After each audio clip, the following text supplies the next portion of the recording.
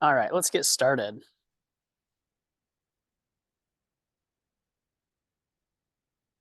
Okay, perfect. Glad you guys could make it. Let's jump into this. It was fun, of course, because this is a continuation from what we talked about on Friday. So this right here dives into a little bit deeper on a few aspects. We talked about last time about the 19 touch, right? 19 to connect, or 19, it's not to cement, connect, 1 to cement, and then the 36 touch. This time, what we're diving more into is when you get a lead, what do you do with it to make it so that it gets in that spot? So we're going to jump in, and I need to click on the right spot. And we're going to jump right in here. So we talked about, keeping every lead going. That's basically how do you keep them. So going through that process of really building that relationship and what the touches look like to get there. Today, what we're going to go into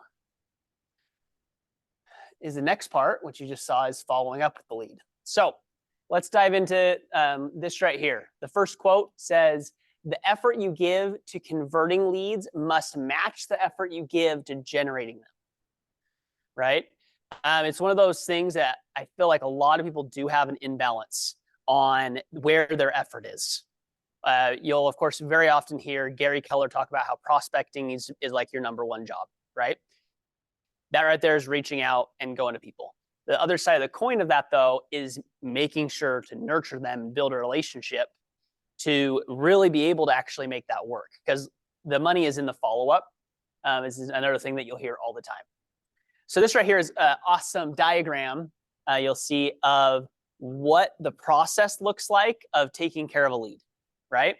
So what we'll have is that we have 1, 2, 3, and 4, and we're going to dive into each of these. But this first one right here captures what we're going to go into. And this right here is from the Shift book. We'll read this. It says, "Consistently getting every possible appointment from the lead you generate isn't complicated, but it does require preparation, practice, and purposeful action." So when you're going through, you have a contact, you go door knocking, right? Or you go to another social event and meet somebody. You at Walmart started talking to the grocer, and they're like, "Hey, yeah, I want to buy." So you add them into your database and give them the number, right? However, you capture is this first part, and that's what we want to go into of talking about what that looks like.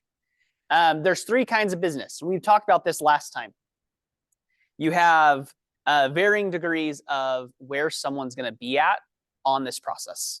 Because if you remember last time, we talked about how it's a 7 to 10 year average on someone buying, right?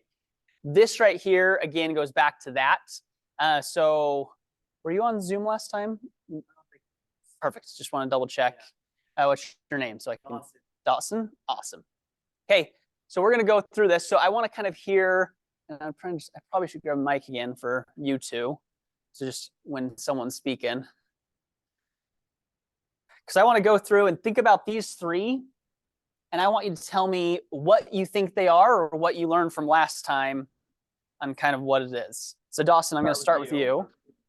Sorry, what? Oh, that's me, my echo. Okay. So on this first one, possible business, what do you think that is as it pretends propose to a lead? If it possible business, I think of like maybe new developments that you could focus on, or possible business could be related to people too. They have potential to do business with you one day. Good. Like you said, it's usually like 10 years, for people to stay in real, like, especially if they're buying a house, stay in it 10 years.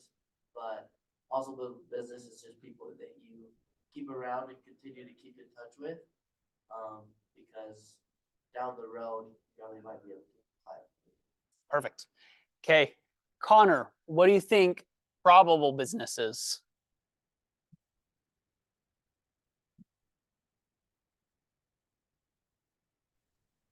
Yeah, it'd be any leads that like probable would be closer to maybe getting pre-approved, or friends and family that you kind of know their situation a little bit more. That feels more probable to me. I like that. Good. Lucas, what about profitable business? Profitable business would probably be like a referral or someone that has reached out to you that like a previous client has talked to them and said, hey, I know an agent that can help you out with your situation. And so they like call you and like, hey, I want to buy a property. I've referred to you. So something help me. That would be like a profitable one. Good. I love it. So for me, I kind of go through and we have on our team, we have titles for each of these. We call this watch, we call this nurture, and we call this hot, right? So basically somebody that's in a hot position has raised their hand and is currently ready to buy or sell. So they're ready to do a transaction, right? Yes, they're probably pre-approved, or they're in that spot where they're like, get me pre-approved, right? They're ready. So ideally with the next 30 days, they're in that spot that you're helping them out.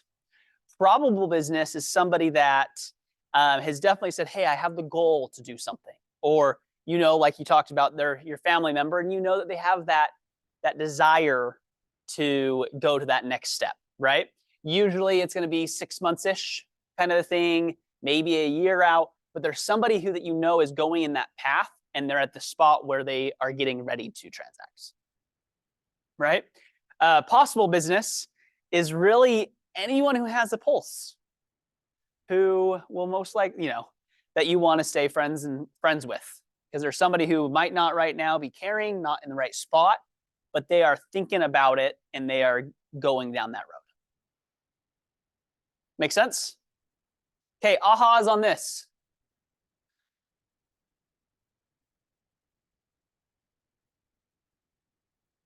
I just think that there's certain people that you kind of break into categories of where your focus should be, and you know, to like break it apart and split it up. Like with the possible business, I mean, you should definitely keep in touch with them, but like they shouldn't be a big priority. But then when you got a profitable business, like they should be your big priority. I like that. Yeah, good. I also think they taught us that on command, when you put your contacts in command, you should tag them. And so doing this would help with that, like putting it from A, B, and C. And then while you're working with them and you know they're like on to the next step, you can like change the tag from C to B or B to A, depending on their situation. Perfect. And that's the same thing. The ABC is the same ranking that we use as the hot, watch, and nurture, right? Hot, nurture, and watch. But yeah, ultimately it's, hey, how and where do you keep in touch with them and how often, right? Knowing kind of their readiness level on this scale. Good. Okay, so how to convert a lead to appointments. That's what we're going to dive into. So you go through, you capture their information, right? What would you say is enough information that you need to capture in order to have them be a client? Have them be some like a lead? I think you need their phone number, their address, and email. Cool. Yeah, especially if they're a listing, right? If they're somebody who, like you were talking about last time, is your college friend, maybe the address isn't as important, right? But good. Those are the three main things, and I would add a fourth of their name would be important. So good.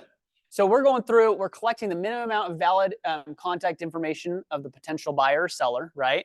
Getting as much as you can. I know sometimes when I've done it, it's just their phone number and name, right?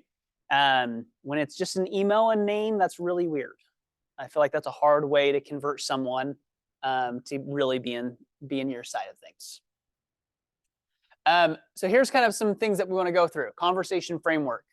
So the first question says, if you were to need to contact you, what would be your number, right?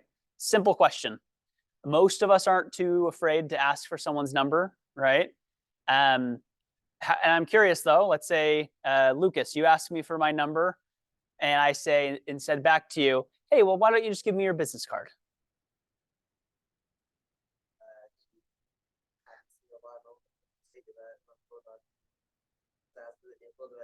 You have a business card? And then I go, before I had a business card, I'll be like, I'll ask for their information. Like, you have a business card? Oh, I don't, but I have a digital one. Does that work? And then they'll scan my digital one, but it's still the same thing as just being a business card. Got it. So what's going to be something that we could do to tweak that? Because that's right there going to be the first one. I've heard it. That's why I bring it up.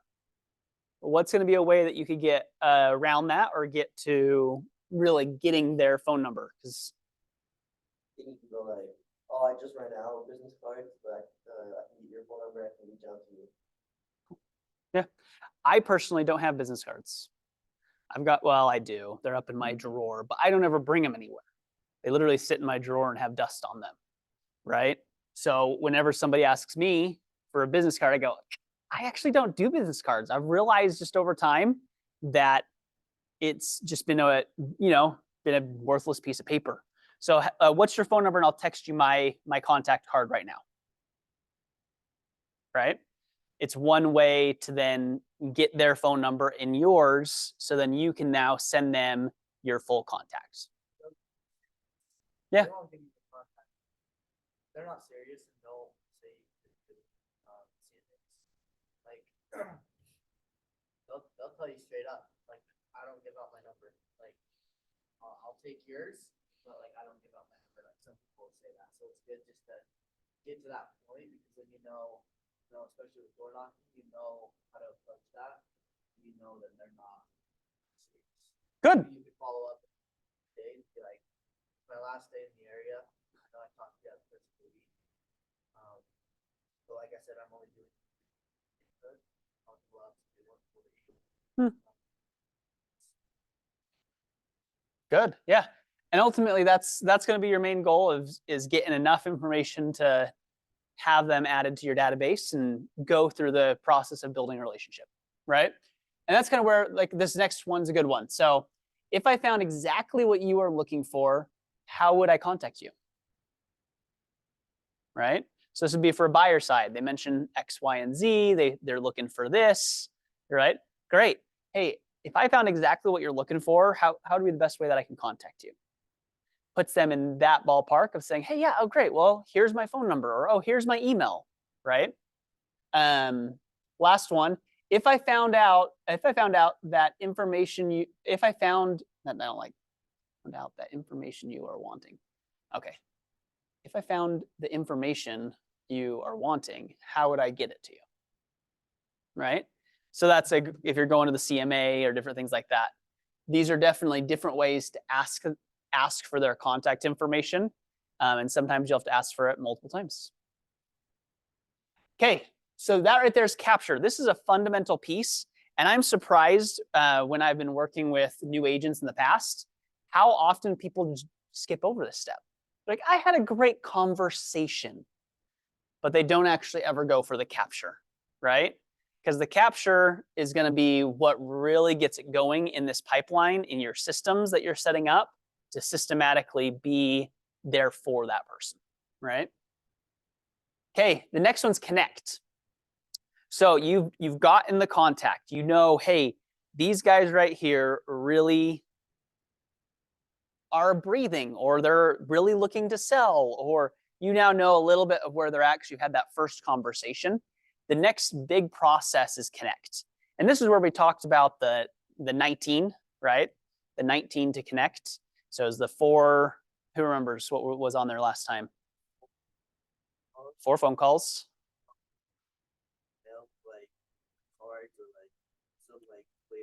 Emails, or, right? There's all those ones. Yep. It was 1 event. Yep. And then there was 2. It was 2, I would say, keepables, or like some value add aspect of saying, hey, here's this, right? Another way, and it's one of the older terms that we used in Keller Williams quite often, is the 8x8. So I kind of was thinking about it last time. I was like, oh, I should bring that up again. But the 8x8 is it's 8 weeks of connecting with them for that time, right? And giving a piece of value every time. So is it a phone call and checking in? Is it going to be that market update that they were looking for, the CMA? Is it going to be some sort of keepable, right? What are those 8 touches that you're doing in order to really connect with them and build that relationship? So now when they think, oh, real estate agent, they think of you, right? or they think of somebody else and then you right behind them. Kind of like we were talking about, being second's not the worst case scenario. It's better to be that than not on the person's radar, right? Okay, connect. So this right here shows a few different things. The first one they have up here is embed your value proposition in the conversation.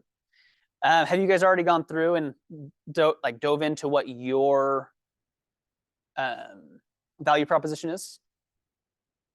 I see a couple nods, so sweet. This right here is important because if you use this correctly, you're automatically setting yourself up on saying, hey, where and what and how can I, this is how I can help you, right? This is what I do. And you're setting it up from the beginning of getting it so that people are in that right spot. Role play and practice conversations. So this right here is important because just like if you did any sport, you're practicing a lot more than actually playing in the competition, right? You need to make sure that you're practicing and going through what you'd want to say. So now if instead I say, hey, Lucas, I don't want to give you my phone number. I don't say that, but I say, oh, hey, instead, what do you have a business card? Hopefully after you practice a couple times, you can now respond really well on what your answer would be, right? Know the outcome you want from the conversation before starting. Use questions to lead the conversation, right? Questions are going to be your best tool on knowing how to get you where you want. A lot of times, I don't know if, have you guys dove into some of the power of questions and different things like that? Okay, so what are some examples of good questions? One of them would be like, if you were to move today, where would you move? If you were going to move today, yep. Say, hypothetically speaking, like, I know you don't want to move right now, but if you were to move, where would you move? And then if they answer me, okay, what's the reason you would want to move out there? Right. That's when you know more about their situation. Yeah, the good one that always corresponds with that is the magic wand. So it's, hey, if I could give you right now a magic wand and to just make that part come true and you can move and have anything that you wanted, what would you want? Right? Puts it into the hypothetical, but it goes into what they really do want. Right? Good. What are good questions? Be like, what's keeping you here? Like, what are some things about this area? Yeah. Perfect. One that I'm going to say shy away from, and you can always tweak it, is doing any questions with why. So you can always replace why with how or what, because what happens just from us being in a young age, either the teachers or parents or somebody will be like, why would you do that? And it immediately sets you into the why. Usually puts people more into an emotional spot where they feel pressure. So if you can avoid, doing a why, unless like sometimes it does make sense, but just something that's food for thought is going through and saying, instead of like, why do you want that? You can say, oh, what about this feature? Or what about, moving to Saratoga Springs is important to you? Changing it, making it so that it's more still like they don't have to put up a wall. Because a lot of times if you use why, that people will put up a wall. Not always, but a good thing to go through. Okay, good. So connecting. So you go through, you get someone's information, you go into that next spot, you're now connecting with them. You're going through, you're asking them the right questions to lead them in the conversation. Where usually are you wanting to lead the conversation to? Good, motives, right? So seeing and getting to know what they're wanting to do, right? Awesome. Okay, here's some of the different connection ones that you can use. One, you got to get to know who are they, right? Two, what do they want or need? That's right there, very much that motive question. Three, where do you want or need to move to? Again, a motive, but this is very specific on where, right? Why do you want to move there, right? Why is not a bad option if you get to know enough. Like I said, a lot of times it's like, what about moving to this spot, is important to you? Getting into why in a different way. 5, when do you want or need to do it, right? So now you're looking for time frame. And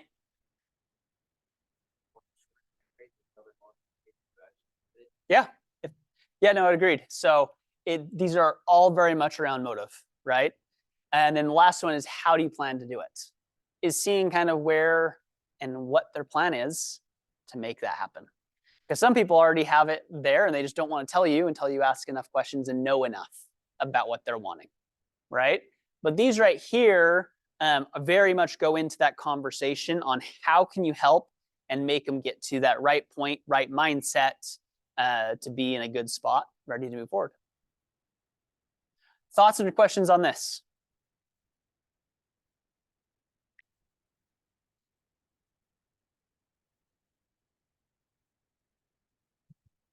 I just like how you're saying to change the why into a different way so it doesn't sound as like emotionally connected. So, like, what's the reasoning you would like to move to that location? So why are you wanting to move it? Yeah.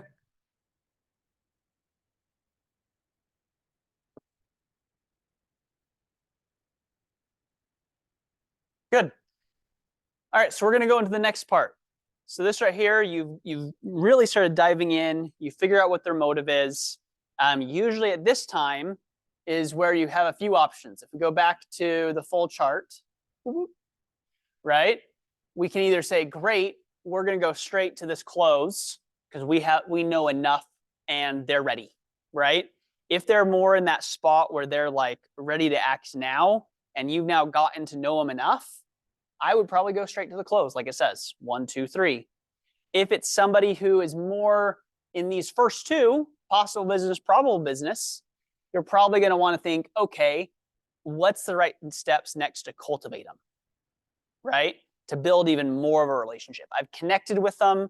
I've gotten so far, but how do I now build that relationship to a point that I can win number 1, kind of a thing, right? So we're going to go back to that, and it's going to jump into cultivate. So right here in the shift, who would read this for me? You want to read into that though? Sorry. You can't know or predict when they will come to a decision, but if you're reconnecting with them in a systematic way, you'll have a great chance of being there when they do. That's when you'll be able to close for an appointment. Perfect. So this right here kind of shows that point though of going through, and if they were ready, you can really from those motivational points, you're like, hey, this person's ready to buy. They really are ready now. Then you can go for some form of a close, right? Soft close, alternative close, hard close. There's a lot of different options that you can do to get that part done. If not, but you're building a good relationship, right? It's just maybe the win or was not in the right timeline.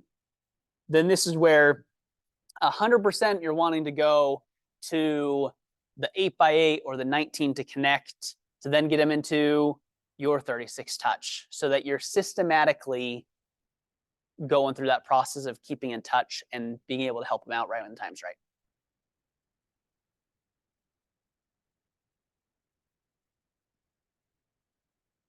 Okay, and this right here, it kind of sums up the close part. So in asking for the appointment, which format do you think is most effective?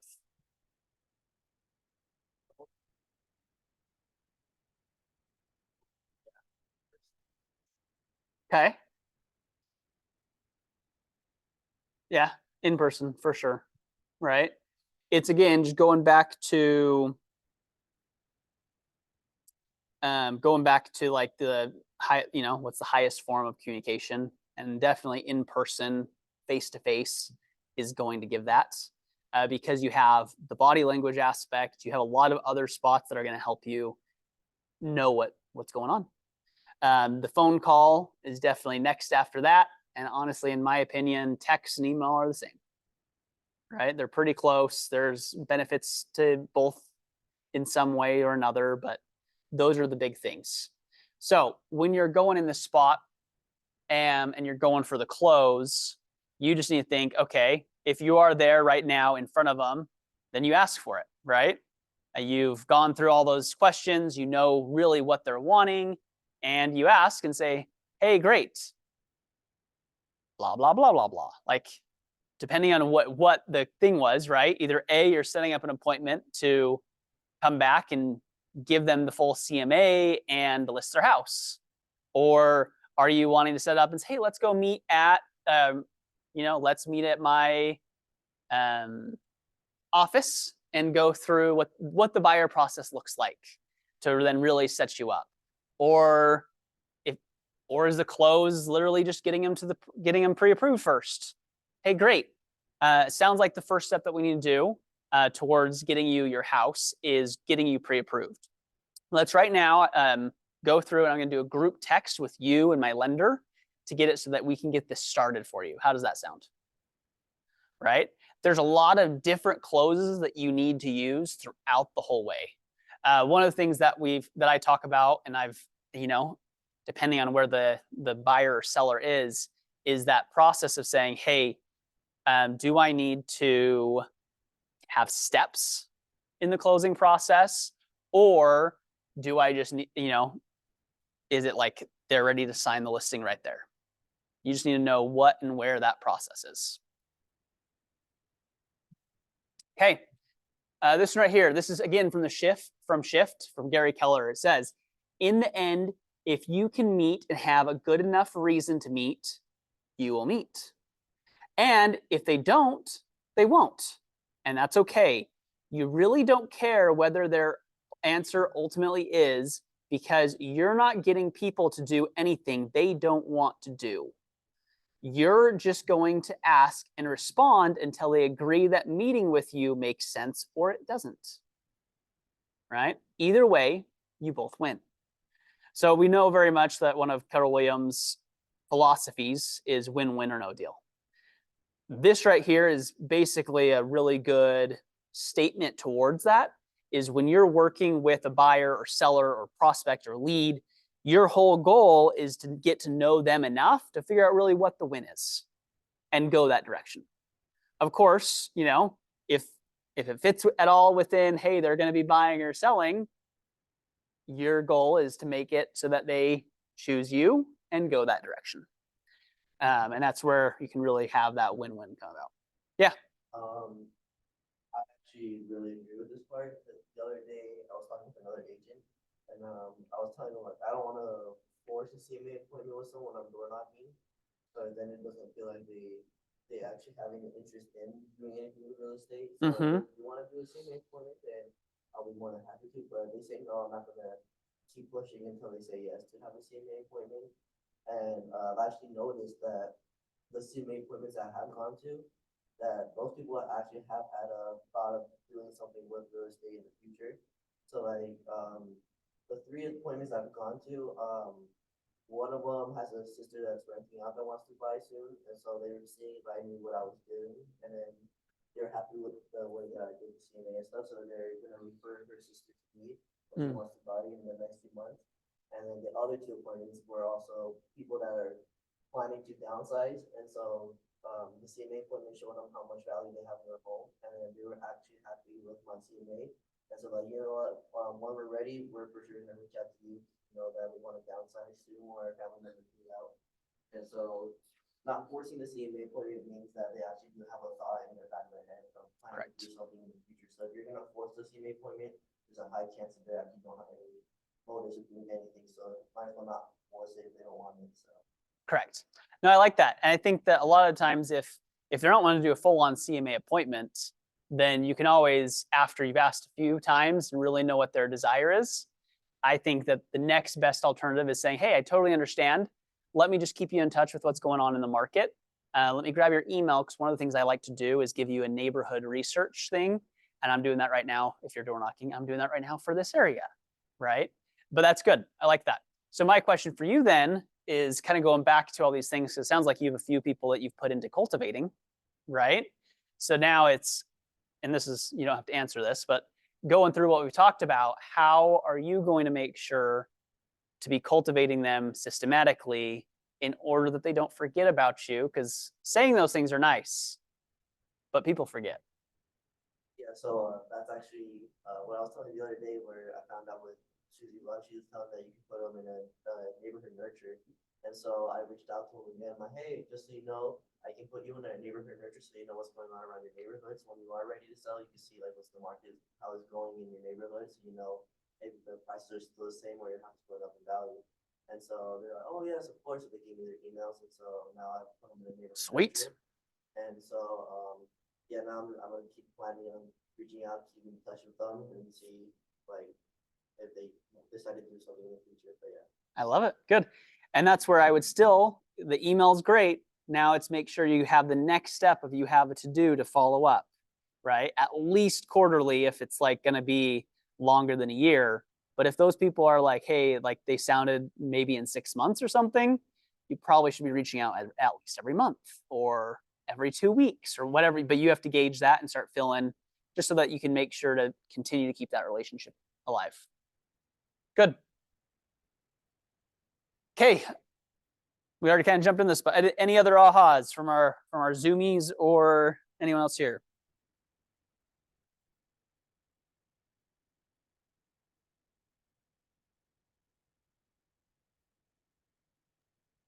Yeah, I just love the perspective of helping people do what they want to do. And if they are not ready or don't want to, then it's a win for both of you because you're not wasting your time and they're not wasting their time. Yeah, good. No, it's a great perspective. That's where Gary Keller is really smart. Love it. Thank you. Yeah, what I've been thinking is you're not wasting your time. Like you're creating relationships, and that's what real estate's about. So as long as you put, your time and effort, they should respect that, and that you just made. You just put your name out there to someone new, to someone different. That you're always going to be in the back of their mind when it comes to that. So it's like in real estate, I feel like you always feel like, okay, was that like a waste of time? But like any effort, you're making the next step. Like you're doing it, So I saw that. I completely agree. I'm going to tweak one thing that you said, because you said they will always remember you. They won't unless you build a system and stay in touch with them, because they will think of you probably for at least a day. But it's one of those sad truths is where, they will forget. Like, and it's amazing. Even you would think, oh, my family and friends won't forget. But if you don't stay in touch with your family and friends, they'll forget too. Something will come up and all shiny in front of them, and they will go and purchase it and be like, oh yeah, I forgot you're an agent. Even though they know you're an agent, and every time they talk to you, they know that you're an agent. If you don't build and stay in touch enough, you won't be on the forefront of their mind when that topic comes up. So I love it though. Okay. Improve your conversion rate. So this whole thing right here is going through that process of really diving into getting to know people, building a relationship, continuing to build a relationship. And either way, you're getting to, hey, how do you get to that close, and whatever that close is. Sometimes the close is as simple as, hey, what's your phone number? Right? If that's the best, if that's the only part that you're going to close on, because they're very much just a potential someday in the future, but you guys had a good conversation, right? So when on improving your conversation, this right here is where this really matters. So that you have different ways right here that it talks about. One that you've already talked about quite a bit, I'm guessing, right, is time blocking. It's a lot in the shift. It's a lot in the one thing. Time blocking is one of your best tools to make sure that you are actually doing something. It's saying, hey, for the next hour, I'm going to be doing X, right? And is that you are following up with people, is that you are prospecting, you're door knocking, you're cold calling, you're calling your sphere. Like, what is that item that you're doing and focusing on it, right? This right here is very much where I feel like you can focus on that 80-20 rule on, hey, how can you make sure to be really focusing on that 20% that's most important? The next thing, and this is where we talked about a couple of different names and I've been throwing them out, and but this right here is using systems and conversations. So this right here is a flow chart. I feel like they did this because purposefully, if you look in command, you can create a smart plan, right? I feel like the blocks kind of look like that. You're like, I'm going to have a to-do after 15 days. I'm going to send an email in 30 that I've already programmed in there. I'm going to, right? This right here is where you're going to systematically, and you want to think about it. You want to be like, hey, if I'm going door knocking, and I want to then go create a smart plan that's an 8x8 for everybody who I go in there and talk to, right? You then put them in your database, you click add door knocking 8x8, right? And now for the next 8 weeks, it's going to give you a task or do something on behalf for you because you set it up, right? That right there gives it so that you have the power of now building and using systems and conversations to add and be a part of that, right? And you can just set it up for all those different levels. Number 3, the connect with your whole database. This right here goes back, in my opinion, to the 36 touch, right? Anybody who's made it to a point where you truly feel like they're a part of your database, that you have a relationship with, that you want to stay in touch with, you're wanting to, again, systematically stay in touch with your whole database. 36 touch is the best way to go about that. I know that you're going to be diving into it even more because you'll hear that term all the time. That right there, though, is how you stay forefront on people's minds so that you can ideally get to the always. I still would say always is a fun thought, right? And that right there gets it where you can accomplish that to the best degree possible, right? And then the last one, you guys already talked about, okay, ABC leads or hot, nurture, watch. You have like the different terms that we said at the front, but you making sure that you prioritize and get qualified leads, right? If someone's not ready yet, you give them a tool to get ready and then check back in with them. But don't waste your time showing houses for the next 3 weeks on somebody who can't even buy, right? Make sure that you do a good job with prioritizing, again, who and how you can help people. Thoughts or questions on this?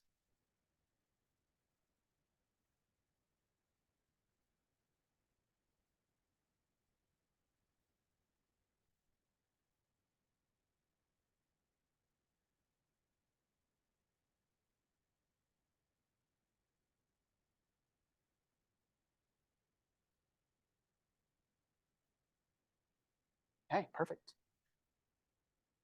So this right here, like we were saying, this right here is the lead conversion model. You can see you capture people, get the appropriate information, connect with them, assess their needs, their desires, their motivation, all of that. 3, cultivate the relationship. How do you continue to build that and make it so that it's strong? And 4, close by asking for an appointment, right? So that right there is the system that I want you to get ingrained on. Hey, how am I making sure to take care of the people that A, you're prospecting to, B, your family members? Because if you're new in this business, honestly, captures kind of is the first one, even though you might already have their phone number, right? But you're calling them and capturing them to get it so that they're in this world and knowing what their reasoning is, where they're at, and those things, so on and so forth. Okay. Recap and ahas, that whole thing, system success. Okay, so what I kind of wanted to go in today, just because that right there is most of what it is, of how to convert a lead to an appointment, right? But I kind of was thinking it would be fun, because I don't know any of you guys very well. I was going to go through a little bit on how I got into the industry, because I think it's fascinating, and I don't know if you have enough of the teachers tell you about their history, so because then you can kind of use those as examples, right? So I'm going to dive into that a little bit, and then if you guys have any other questions, we'll go from there and kind of wrap up. But so I've been doing this now for 10 years. I got into it kind of by accident because I was an elementary school teacher. So I taught sixth graders, little brats. They're the best. What happened though is during that time, I was personally buying properties as rentals. So I knew that, hey, there's no way that I was going to retire off of how the school system is set up. And I knew that I had to get into that next step of what am I going to do? And I had the ingenious idea because I watched my uncle buy rental properties, and I was like, I'm going to buy rental properties. That's by far the best way, right? So after I bought my first two, I had two friends here at this office basically say that I was an idiot for not being an agent. And I jumped in, got my license. I, though, still in my head thought for the longest time that I was going to do both, because teaching was my calling, what I was going to do forever, how I was going to help this nation. So I actually taught for 2.5 years more while I did real estate part time. The crazy part, and this is where this gives you hope, I would come in every single day after teaching for 2 hours after work to get my SOI phone calls in and my follow-up done. But I kept that going for that 2.5 years, and every year I was able to cap. So the thing is, as long as you're consistent, you put in the time, you put in the effort, you follow up and get those things going. In my head, I'm like, this is a good business. The people who I see drop out are the people who aren't consistent or aren't willing to ask the right questions, right? So that's kind of what I started. I was doing that part-time for those 2.5 years. Right when I was, of course, second year into it, I was making more money than I was as a teacher. And I seriously had to go, okay, like, why am I doing both? Right? Already not seeing my family now because I was doing both and working full time, 2 jobs, because part-time doesn't really mean part-time. So that's kind of where that whole part is, right? But then after I got through that, I walked away from teaching. Sadly, I got my master's degree during the same time period. So I went to school, got my master's degree in education, and then I walked away from the education world. For me, the uncertainty was a big part. So it's fun. I've been hearing some of you who've already been like, no, I'm in this and I'm going full steam ahead. I give kudos to you on that, because that right there is probably the best way that you also have the best chance to succeed, as long as you're consistent. But I came into it, started going through that, and I actually have gone through a full different cycle than most people. I built my own team, had a whole bunch of agents who were working with me. We did quite a few deals. I then at one point in time was like, I'm too busy and tired to manage a team. So I actually folded my team and I joined a team, right? So then I joined a team to get a lot of things offloaded and taken care of that way, and have been just running with that. But that's kind of been a little bit of the cycle of what I've done, but investing is what pulled me into real estate. So kind of what I'm curious on, and we can go through and talk about it, is what are your guys' reasons of, like, what does real estate bring to you, and why is that the choice you chose? So I'm just curious, because it's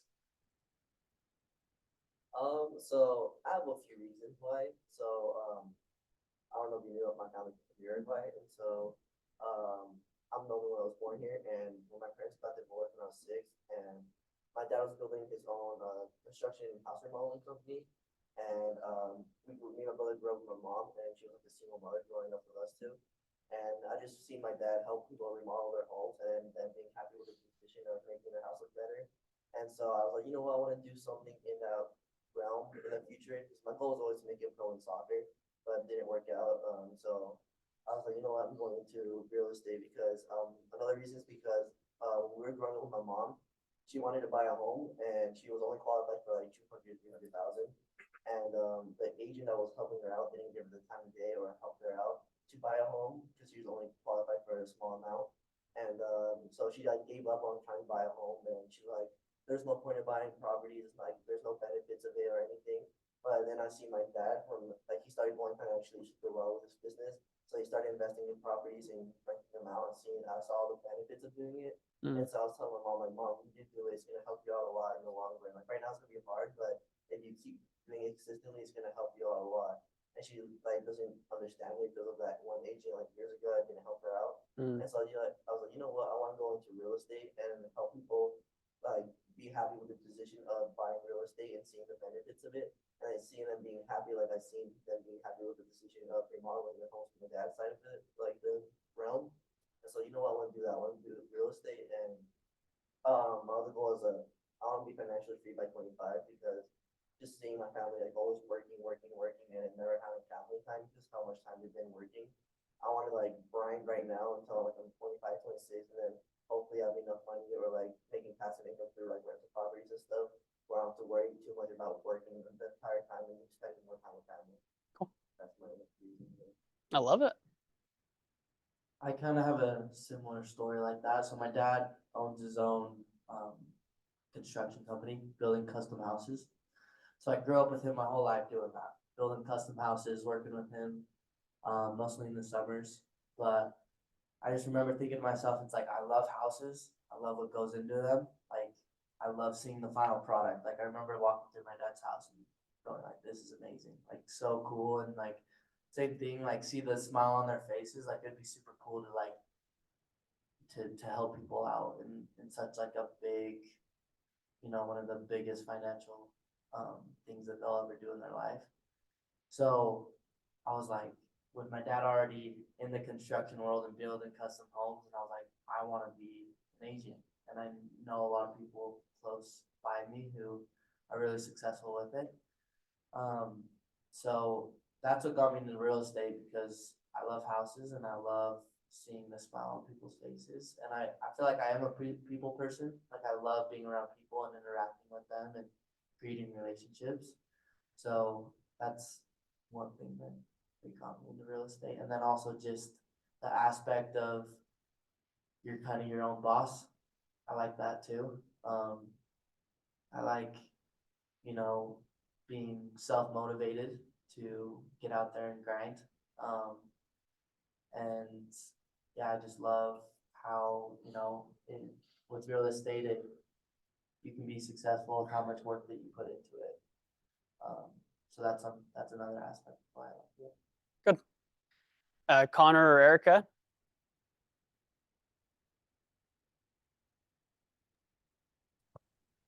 Yeah, I started off in real estate, actually investing as well. Me and my wife bought our first house and then turned it into a house hack. Um, I'm sure everyone in the class is tired of me talking about it, but it's been awesome and a huge opportunity for us. And then Wait. after I remodeled everything, I got my real estate license because I just loved the process um and it's been great since. Good. I love it. That's you know, that I did the house hacking. So, Erica?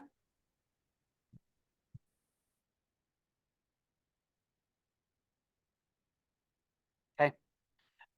So that's where ultimately, and I mean, if you guys have any questions or whatever, we can go through that. But ultimately, the reason I ask that is this whole spot of improving and sharpening your skills takes time, right?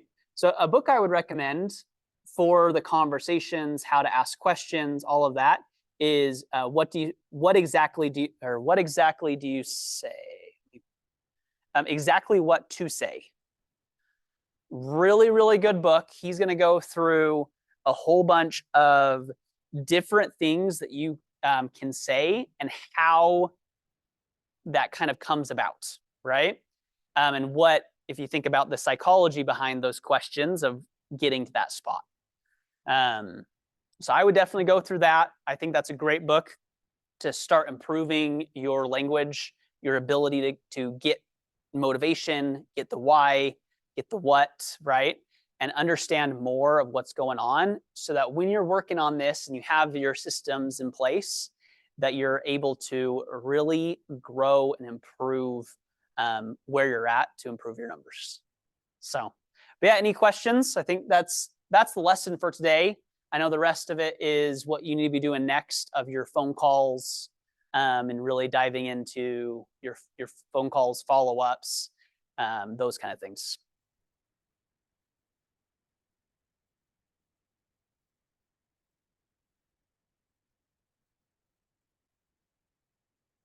Okay.